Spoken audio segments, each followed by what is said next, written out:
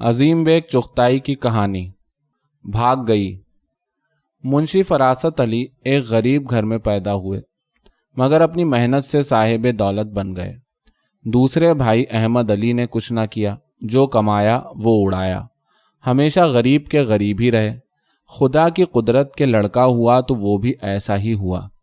منشی فراست علی کا اپنا کنبہ بالکل مختصر تھا، ایک بیوی اور ایک لڑکی، اور خود گھر پر ایک سے دو ہونے کے لیے اپنے ایک دور کے عزیز کے لڑکے کو، جو یتیم تھا، لڑکی کو قرآن، اردو اور فارسی پڑھانے کو رکھ لیا تھا۔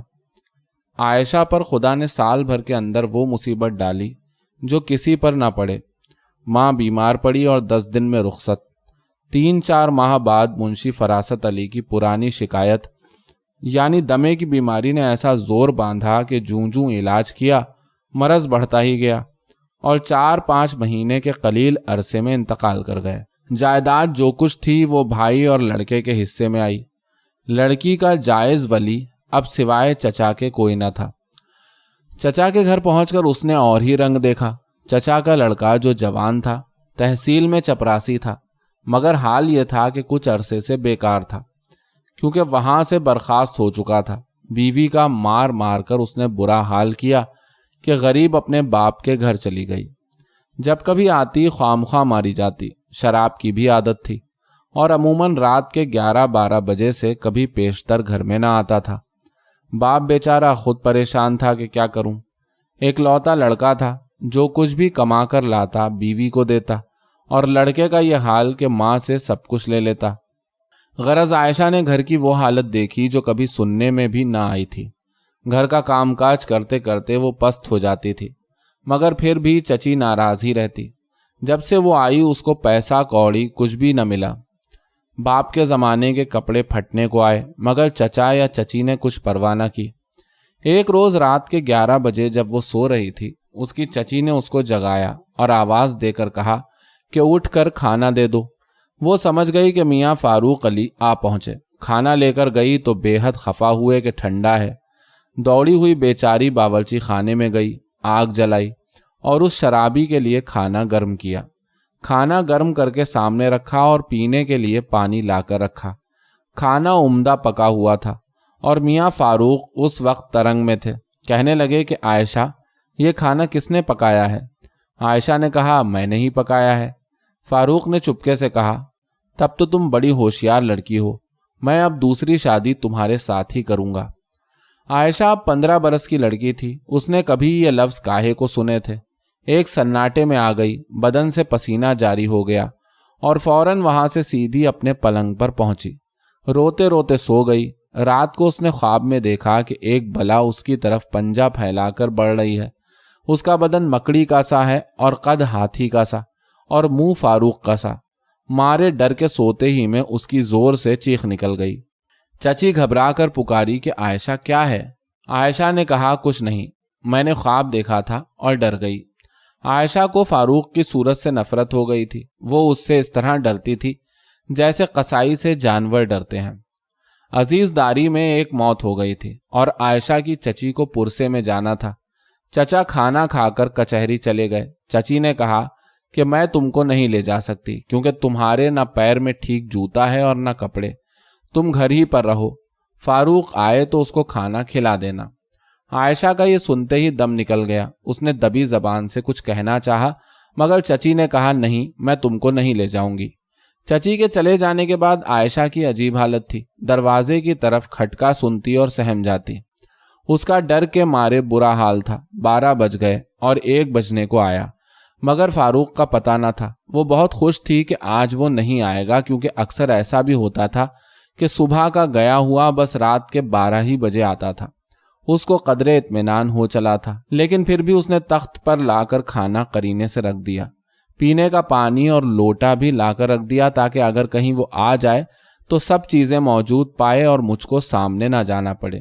دل میں عائشہ نے کہا، آج وہ نہیں آئے گا۔ اٹھی اور وضو کر کے اپنی کوٹری میں ظہر کی نماز پڑھنے لگی۔ نماز پڑھتے میں اس کو محض شبہ سا ہوا کہ کچھ دروازے پر آہٹ ہوئی، مگر یہ محض اس کا خیال تھا، کیونکہ انتظار کرنے کے بعد اس نے پھر نماز پڑھنا شروع کر دی۔ وہ نماز پڑھ ہی رہی تھی کہ پیچھے سے فاروق کی آواز آئی کہ کب تک نماز پڑھو گی؟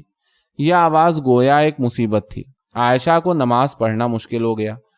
उसको ऐसा मालूम होता था कि बस अब किसी बला ने मुझे पीछे से पकड़ा।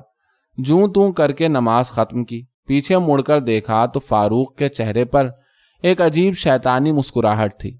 आयशा ने दिल को मजबूत किया और नरमी से कहा, आपका खाना वहां तख्त पर रखा है। फारूक ने हंसकर कहा, यह तो मैं भी जानता हूं, मगर जब तक तुम खुद पहुंचकर न खिलाओगी मैं कैसे खाऊंगा। आयशा परेशान हो गई और सटपटा गई। उसकी जबान यावरी न करती थी और उसको ऐसा मालूम होता था कि गोया सदमे से बेहोश होने वाली है। कबल इसके कि वो कुछ कह सके, फारूक ने फिर कहा, तुम तो बड़ी अच्छी लड़की हो, जरा बाहर निकलो, कम से कम खाना तो गर्म ही कर दो। आयशा खामोशी से कोठरी से निकली और दीवार से लगी ताकि फारूक से काफ़ी फासला रहे बाहर निकल गई और खाना गर्म कर लाई।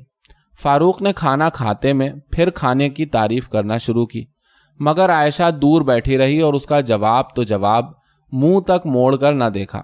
खाना खाने के बाद फारूक ने आवाज़ देकर कहा, पान तो लाओ। आयशा ने कहा, मैंने पेशतर ही बनाकर रख दिया है। फारूक ने फिर शरारत से कहा, यह तो मुझको भी मालूम है कि एक सूखा पान बना हुआ रखा है, मगर मैं तो ताज़ा पान खाऊंगा। आयशा पर फिर बिजली सी गिरी, मगर उठी और पान लगाकर लाई। बजाय फारूक के हाथ में देने के उसने बाएं हाथ से पान की थाली उठानी चाहिए ताकि पान रखने के लिए उसको ज़्यादा न झुकना पड़े। एकदम से फारूक ने बायां हाथ पकड़ लिया और मुंह खोलकर कहा कि पान मेरे मुंह में रख दो। आयशा ने पान वाला हाथ पीछे कर लिया और रोकर कहा, छोड़ दीजिए। उसकी अजीब हालत थी, मगर अब बजाय डर के उसको गुस्सा आ रहा था। बहुत कुछ उसने जोर लगाया, मगर फारूक के आहनी पंजे से रिहाई नामुमकिन थी। वो हंस रहा था और कह रहा था कि देखें भाई, इस लड़की में कितना जोर है। ये कहना और भी ताजियाने का काम करता था। मजबूर होकर गरीब जमीन पर बैठ गई और मुंह छुपाकर रोने लगी। पीछे से हाथ जो आगे आया तो पान बदस्तूर उसके हाथ में था, मुंह छुपा हुआ था। फारूक ने चुपके से मुंह बढ़ाकर पान दांत से पकड़ लिया। एकदम से आयशा ने घबराकर पान को इस तरह छोड़ा जैसे कि कोई धोखे में कीड़ा मकोड़ा उठा लेता है और फिर घबरा कर छोड़ देता है। फारूक ने पान को मुंह में संभालते हुए कहा, अच्छा अब हम तुमको छोड़े देते हैं, मगर एक बात सुन लो। आयशा सिसकियां लेकर रो रही थी और कुछ जवाब न देती थी। बड़ी मुश्किल से आयशा ने आंखें चार की और रोकर कहा, आप मुझे क्यों परेशान करते हैं। फारूक ने कहा, तुम मेरी बात सुन लो, मैं तुमको छोड़े देता हूँ। आयशा ने आंसू पोंछकर मतानत से कहा, कहिए क्या कहते हैं। फारूक ने मुस्कुराकर कहा, तुम बताओ तो सही कि मैं कैसा हूँ, तुम मुझसे शादी करने पर रजामंद हो। आयशा का सारा बदन अब गुस्से से कांपने लगा और दौड़ने के बजाय अब उस पर गुस्सा तारी था। उसका मुंह मारे गुस्से के लाल हो गया और उसने भर्राई हुई आवाज में कहा कि आप मुझसे इस किस्म की बातें क्यों करते हैं। फारूक ने बरजस्ता जवाब दिया कि इसलिए कि अब अम्मा ने तय कर लिया है कि मेरी शादी तुम्हारे साथ हो जाए। आयशा ने जोर से हाथ को झटका दिया और छुड़ाकर भागी। अपनी कोठरी की तरफ दौड़ी, मगर फारूक उसको भला कब छोड़ने वाला था। ये क्या बदतमीजी। गजबनाक होकर फारूक ने कहा। तड़प कर वो भी उठा, मगर चारपाई की रस्सी में पांव उलझकर मुंह के बल गिरा। इतने में आयशा अपनी कोठरी में थी और चाहती थी कि दरवाज़ा बंद करे कि फारूक आ पहुंचा और दरवाजे को जोर से धक्का दिया, मगर आयशा में उस वक्त बला की ताकत आ गई थी। उसने भी खूब जोर लगाया। दरवाज़ा खुला जाता था कि उसने एक ईंट का टुकड़ा उठाकर इस बेदर्दी से फारूक की उंगलियों पर मारा कि वो तड़प गया।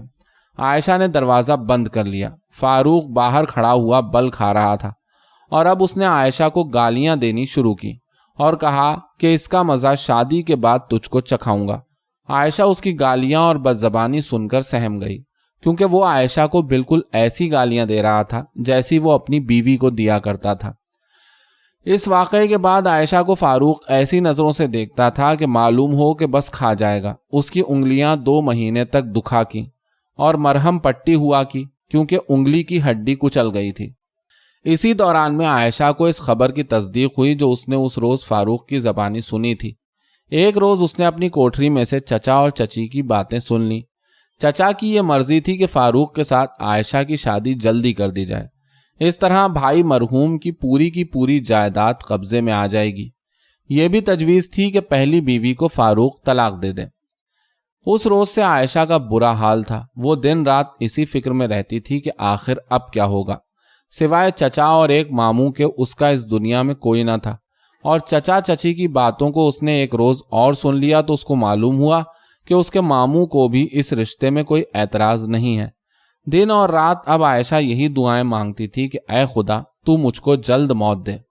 موت کا تو ذکر ہی کیا، اس کو چھینک تک نہ آتی تھی۔ کچھ عرصے سے چچی کا رویہ بھی بدلا ہوا تھا۔ چچی اب بجائے درستی کے نرمی سے بات کرتی تھیں، بات بات پر چمکارتی تھیں، کپڑے بھی اب ڈھنگ کے ہو گئے تھے۔ مگر یہاں عائشہ کی حالت ہی عجیب تھی۔ اس کو چچی کی وہ سخت کلامی یاد آتی تھی اور کہتی تھی کہ کاش وہی اب بھی جاری رہتی۔ اس کو پھٹے اور پرانے کپڑے منظور تھے، مگر عمدہ کپڑے اس شرط پر قطعی نامنظور تھے۔ آدھی آدھی رات اسی پیچ و تاب میں گزر جاتی تھی کہ الہی آخر کیا ہوگا اور کیوں کر اس آنے والی مصیبت سے جان چھوٹے گی۔ مگر آنے والی مصیبت تیزی اور تیقن کے ساتھ آ رہی تھی۔ وہ دن بھی قریب پہنچے کہ اس کو اپنی شادی کے کپڑے خود ہی سینا پڑے۔ اٹھتے بیٹھتے محبت میں آ کر کبھی کبھی چچی کی زبان سے اس بارے میں جو الفاظ نکل جاتے وہ تیر ہو کر لگتے تھے، اور اپنی کوٹری میں جا کر عائشہ گھنٹوں روتی تھی۔ مگر یہ سب بے سود تھا۔ شادی کی تیاریاں برابر ہو رہی تھیں۔ فاروق نے پہلی بیوی کو طلاق بھی دے دی تھی۔ چچی اس کو اب فاروق کے سامنے بھی نہیں آنے دیتی تھی، لیکن اس سے عائشہ خوش نہ تھی۔ اسی دوران میں ایک موقع پھر ایسا آ گیا کہ فاروق کو عائشہ کے ساتھ تنہائی میں باتیں کرنے کا موقع مل گیا۔ اس کینہ ور شیطان نے دانت پیس کر کہا کہ اب تجھ کو تیری شرارت کا مزہ چکھاؤں گا۔ بجائے اس کے کہ عائشہ خاموش رہتی، اس نے بھی جل کر کہا قبل اس کے کہ وہ دن آئے میں اس دنیا میں ہی نہ ہوں گی۔ مجھ کو تمہاری صورت سے نفرت ہے۔ اس سے زیادہ گفتگو نہ ہو سکی کیونکہ ماں کے پیر کی آہٹ سن کر فاروق ہٹ گیا۔ آخر شادی کی تاریخ بھی مقرر ہو گئی اور دن گنے جانے لگے۔ عائشہ کی نہ تو کوئی سہیلی تھی اور نہ کوئی ہمجولی، اور یہ بھی اچھا ہوا۔ ایک ایک دن کر کے آخر دن ختم ہوئے اور وہ دن آئے کہ گانے اور بجانے کی آواز نے گھر کو سر پر اٹھا لیا۔ سارا گھر مہمانوں سے بھر گیا۔ عائشہ اپنی کوٹری میں دلہن بنی ہوئی بیٹھی تھی۔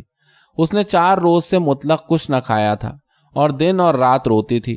نکاح والی رات کو اس کا عجب حال تھا۔ اس نے ایک پڑیا میں شیشہ پیس کر رکھا تھا کہ یہ کھا لوں گی، مگر عین وقت پر وہ پڑیا ایسی کھوئی کہ نہ ملی۔ اس کی آنکھوں میں دنیا اب اندھیری تھی۔ رات کے 11 یا 12 بجے ہوں گے۔ وہ ایک دم سے اٹھی۔ کچھ لوگوں کو غافل پایا اور کچھ لوگوں کو لاپرواہ۔ وہ سیدھی پاخانے میں پہنچی اور نامعلوم کس مشکل سے دیوار پر چڑھ کر اپنے کو اس طرف گرا دیا۔ دیوار کچھ اونچی نہ تھی اور اس کے خفیف سی چوٹ لگی۔ وہ اٹھی اور چادر کو اس نے سنبھال کر اوڑھا۔ اس کو معلوم تھا کہ محلے میں فلاں طرف کنواں ہے۔ وہ سیدھی اسی طرف چلی، مگر کنویں پر آدمی تھے۔ اب اس کی یہ حالت تھی کہ اس کا قدم نہ اٹھتا تھا۔ مردوں کو دور ہی سے دیکھ کر وہ سہمی جاتی تھی، کیونکہ وہ جانتی تھی کہ اگر پکڑی گئی تو کیا حشر ہوگا۔ وہ سامنے سے آتے ہوئے مرد سے بچنے کے لیے ایک گلی میں مڑی اور سیدھی چلی گئی۔ خوش قسمتی سے ایک مکان سے ایک ضعیفہ نکلی اور وہ بھی اسی طرف چلی جدھر عائشہ جا رہی تھی۔ بڑھیا نے یوں ہی پوچھا کہ بوا تم کہاں جا رہی ہو؟